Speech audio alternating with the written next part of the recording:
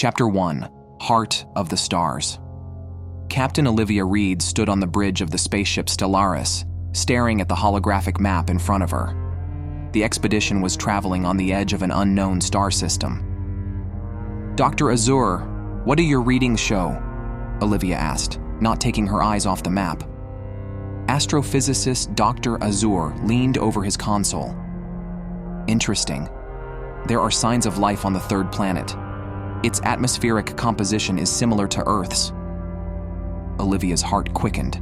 Humanity had been searching for life in deep space for years. "Let's go into orbit," she ordered. As Stellaris approached the blue-green planet, the crew excitedly took their places. Surface scans began.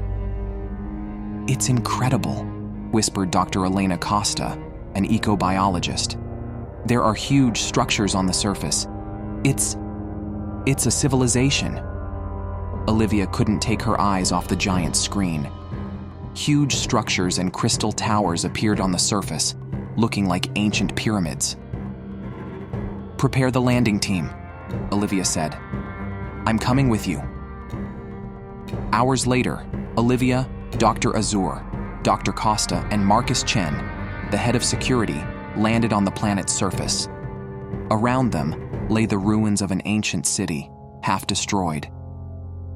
"These structures appear to be thousands of years old," Dr. Costa said, looking at the scanner in his hand.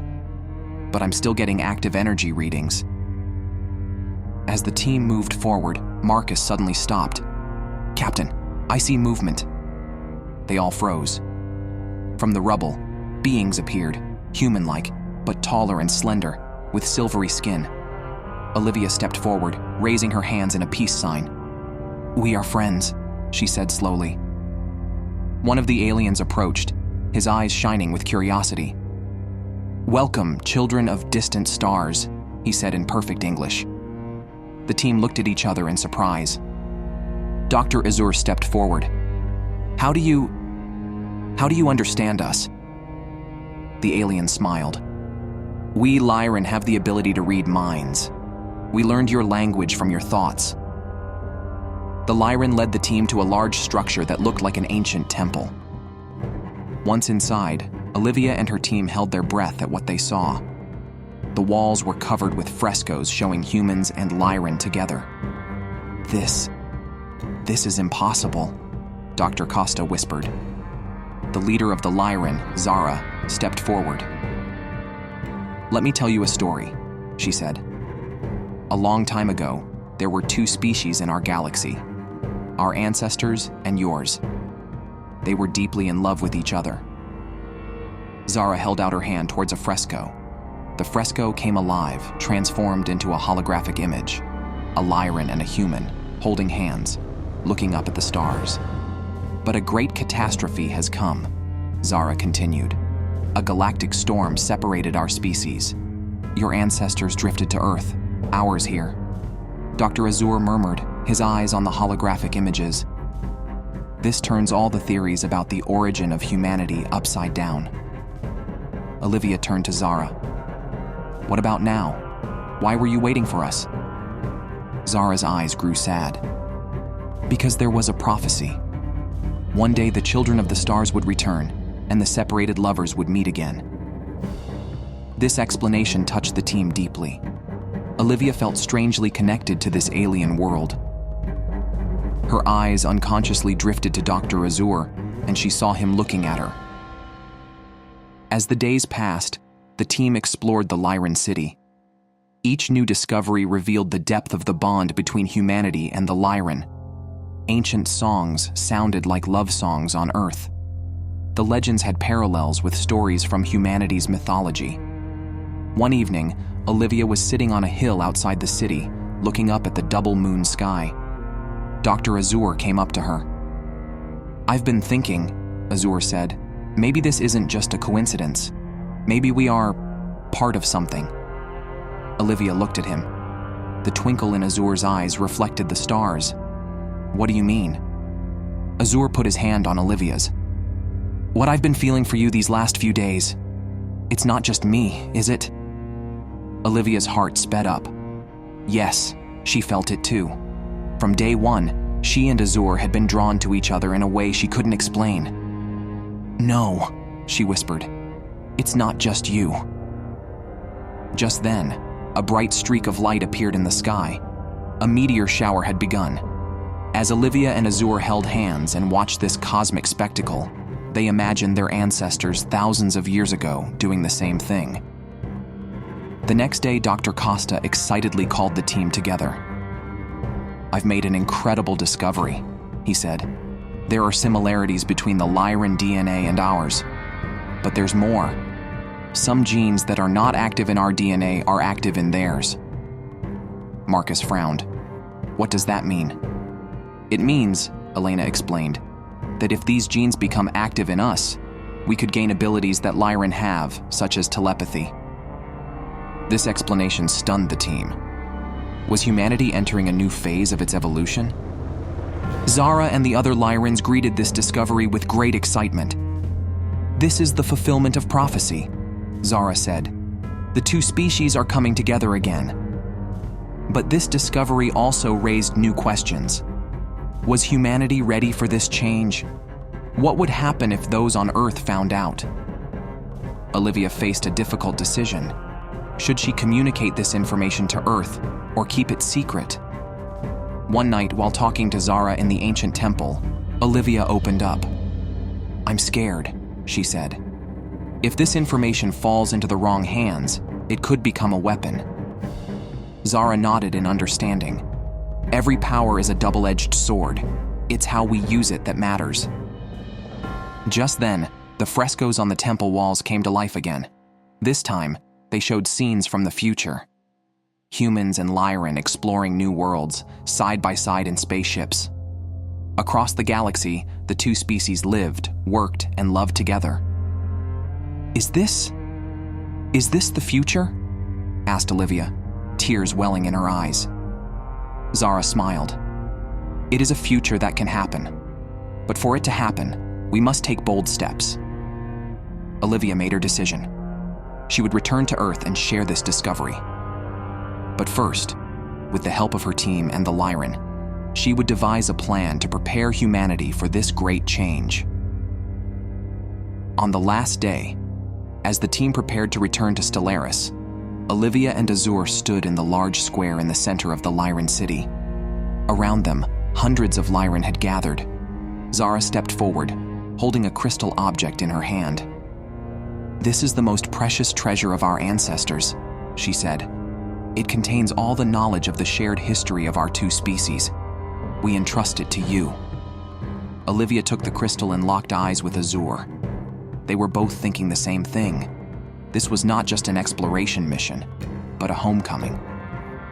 As the Stellaris left the planet Lyra, Olivia stood on the bridge and looked at the planet one last time.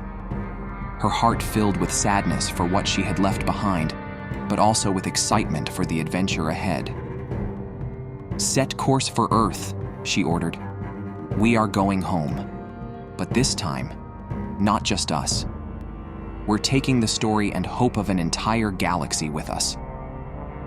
As the spaceship traveled through the stars, Olivia knew that this journey was not only a physical one, but also a spiritual one for humanity. And on this journey, love and understanding would be their greatest guide. In the heart of the stars, the fates of two species were forever linked, and this story was only just beginning. Chapter 2: Galactic Unification. As Stellaris approached Earth, Olivia Reed's heart was filled with mixed emotions. On the one hand, she was excited to announce a great discovery to humanity, but on the other, she was worried about the chaos this information would cause. "Incoming message from Earth Space Command, Captain," said the communications officer. "They're expecting us for an emergency meeting." Olivia took a deep breath. "Copy that. Begin landing preparations." Azur came to her side, put his hand on her shoulder. "Are you ready?" Olivia smiled. "We're never quite ready, are we? But we have to."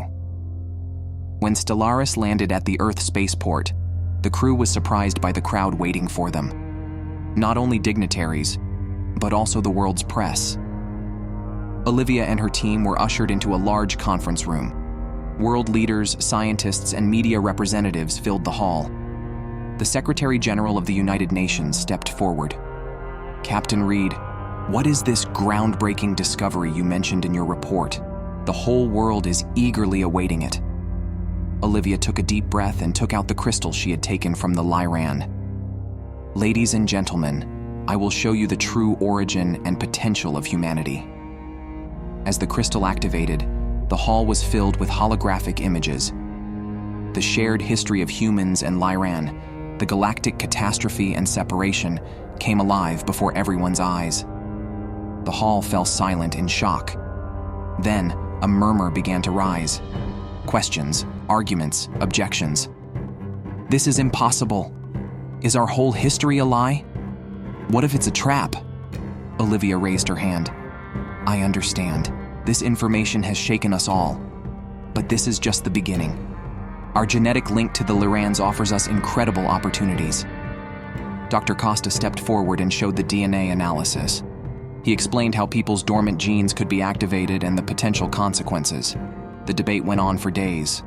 World leaders disagreed on how to use this knowledge. Some wanted to activate these genes immediately, while others argued that it could be dangerous. In the meantime, Olivia and Azor launched a project to maintain communication with the Lyran. Selected scientists from around the world were sent to the planet Lyra. As the months passed, the first results began to come in. People's dormant genes were slowly being activated. The first cases of telepathy were reported. Some people began to show other abilities that the Lyran possess. But these developments also brought new problems. Fear and discrimination emerged in society. Tensions grew between the changers and the normals. One day, Olivia's worst fears came true. A group of radicals began to use these new abilities as a weapon. The world was descending into chaos. At this point, an unexpected message arrived from the Lyrans. Zara was requesting an urgent meeting. Appearing in the holographic image, Zara's face was worried. "Olivia, I am afraid that events on your world are repeating a catastrophe from our past. If we do nothing, our species will separate again." Olivia asked in surprise. "What can we do?" Zara smiled. "The last fresco in the ancient temple. Remember? It wasn't just a possibility. It was a plan." Zara explained a project the Lyran had been working on for thousands of years. A galactic network, a network of consciousness connecting all advanced species. "Humanity and the Lyran are the last pieces of this network," Zara said. "If we unite, we can transform not only our own species, but the entire galaxy." Olivia and her team presented this plan to world leaders. At first, they met with great resistance, but as the chaos grew, it became clear that this proposal was the only way out. When the great day arrived, the world waited with bated breath. The Lyran and humans simultaneously conducted a giant meditation. Billions of minds connected to the galactic network. In that moment, everyone understood everything. All fears, prejudices, divisions became meaningless. Humanity felt one, not only with the Lyran, but with the entire universe. Olivia took Azur's hand and looked up at the sky. The stars were no longer distant lights, but different rooms of the house. And they were the children of this cosmic house. "What happens now?" asked Azur. Olivia smiled. "Now? Now the real journey begins. We will explore not only space, but the infinity of consciousness." Galactic unification was the beginning of a new era for humanity. They were now citizens not only of Earth, but of the entire universe. And in this new adventure, love and understanding would continue to guide them, stronger than ever. The heart of the stars now beats within us all, and it was filled with infinite love and wisdom.